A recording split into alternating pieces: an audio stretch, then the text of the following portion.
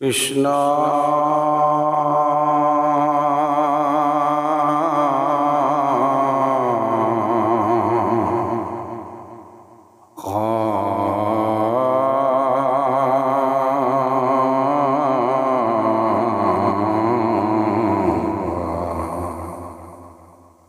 গুৰু হৰি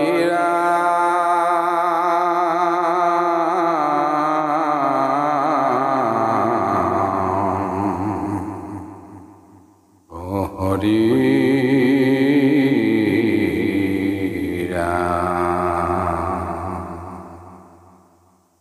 কৃষ্ণ গুৰু শঙ্কৰ হৰি ৰাম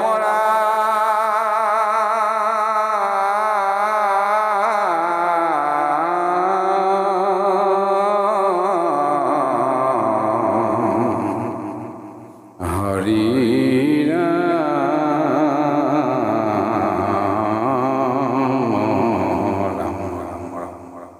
একাদশ স্কন্ধ চতুৰাশ্ৰম প্ৰথম।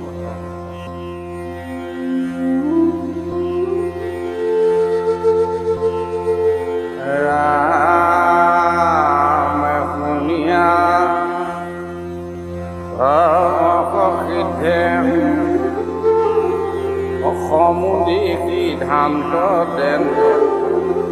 কহো কথা তোমাতো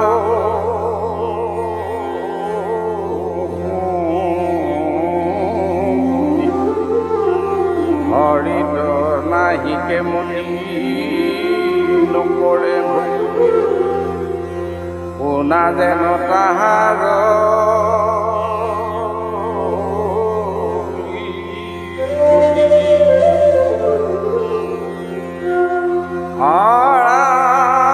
মাধৱে নিজ পিতৃ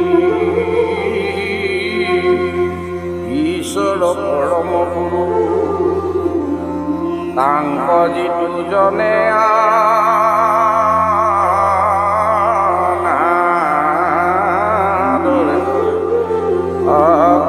পিতৃ দ্ৰোহ পাপে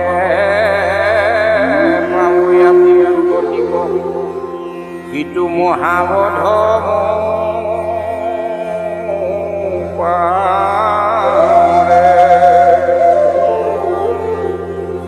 কৃষ্ণ মুখ হন্তে ভৈলা অত গুণে বিপ্ৰচয় সত্যেৰ যে কীৰ্তিও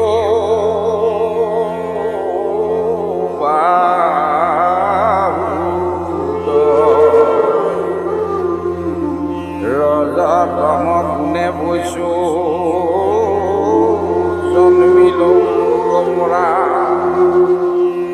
পদে ক্ষুদ্ৰতম গুণে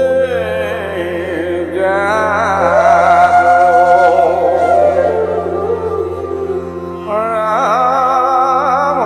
চাৰি জাতিৰ জানা আইকাতে জনক হৰি তাহাংক নভজে দিয়া অৱজ্ঞা কৰিয়া কিন্তু যাই বেপাপীয় ধুতি হস্ত হৈবে তাৰ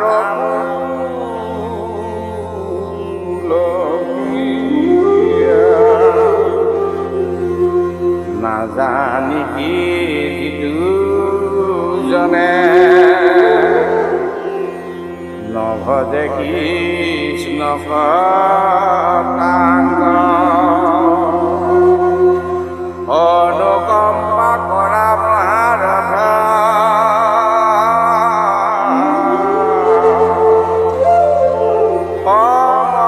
উপদেশ দিয়া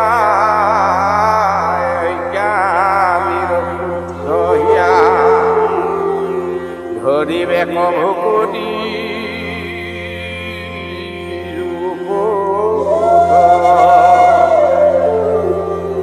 আক বুলি হৰি কথা হৰিৰ কীৰ্তন কিবা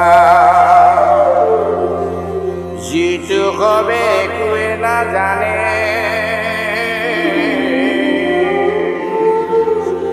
স্ত্ৰী ক্ষুদ্ৰ জাতি তাকো শিক্ষা দিবা মাতি ধৰিবে কি হ'ব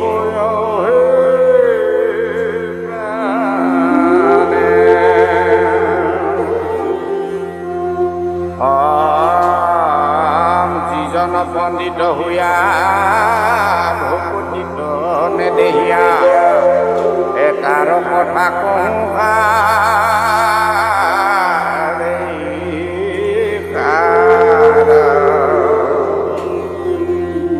নিদিবা উপদেশ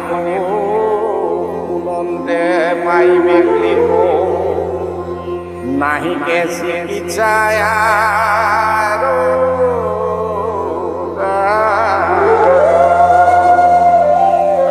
ব্ৰাহ্মণ খেতিও কৈছে বেদমত ভয়া আছে ভকতিত আদিও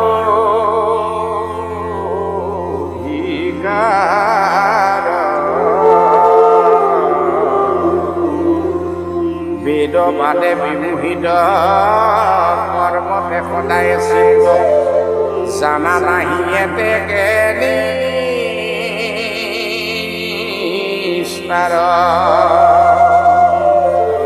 ৰাম কৰিবে নাজানে কৰ্ম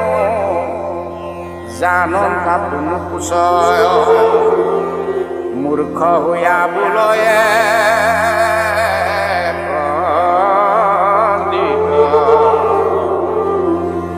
বেদৰ মধুৰ বাক মিলে কেৱলে কৰ্মত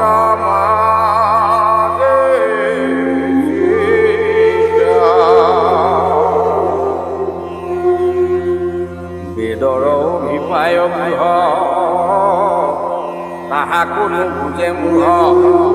এয়া নতুক হৈ চাতুবা কৰ্ম কৰি যাইবে স্বৰ্গ ভুঞ্জিবে বিবিধ ভোগ হে বিবেক পেচোৰা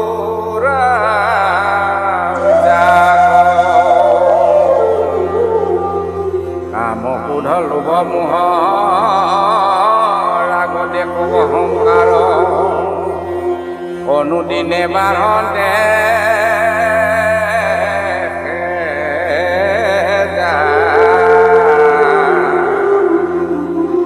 প্ৰাণীৰ অৱধৰৱঠে লৈয়াঘোৰ হিংসা ধৰ্ম পৰৈতাংগে উৎসাহ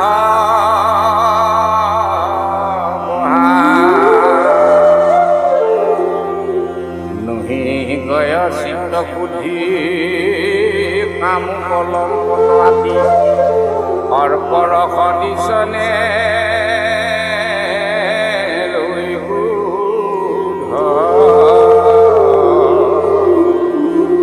হৰি ভকতক দেখি উপহাস্য কৰোয়াতি ইটো মহাপাতো কি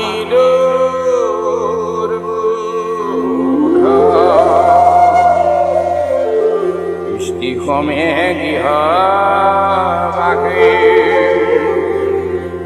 মৈথুনত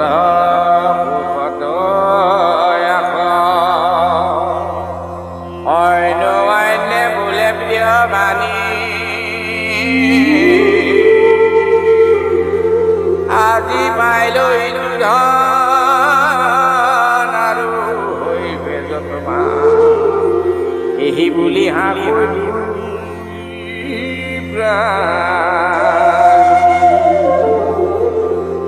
নাজানে দক্ষিণা বিধি যাৰু নাহিকে নুগুণৈ প্ৰাণীৰ হিংসা দুখ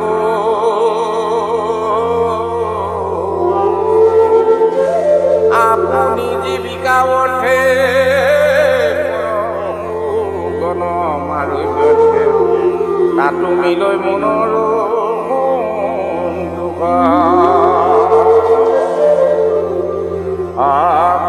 ঐশ্বৰ্য ধন দান দিয়াত কব ই খবৰ গৰ্বে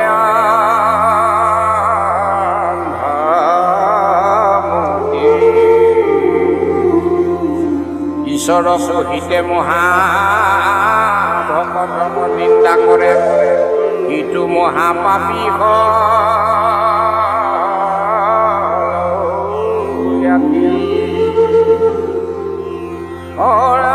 সমস্তে প্ৰাণিত হৰি আকাশ সদৃশ্য আছে তথাপি নোচোৱে দুখ গুণে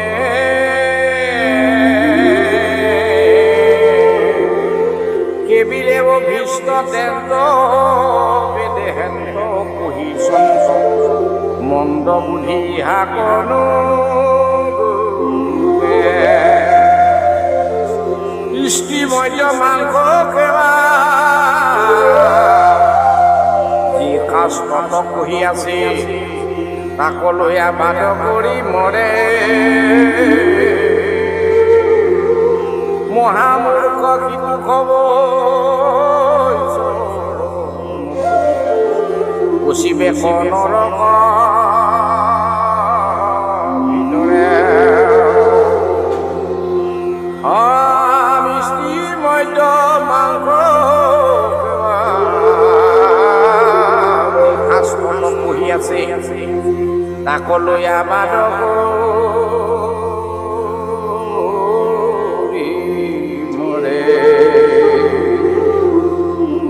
মহামূৰ্খ সিটো কব ঈশ্বৰক অনুভূতিয়া পচিবে নৰক ভিতৰে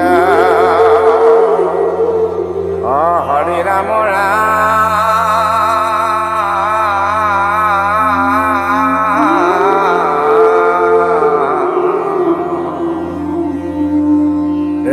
ৰাম ৰাম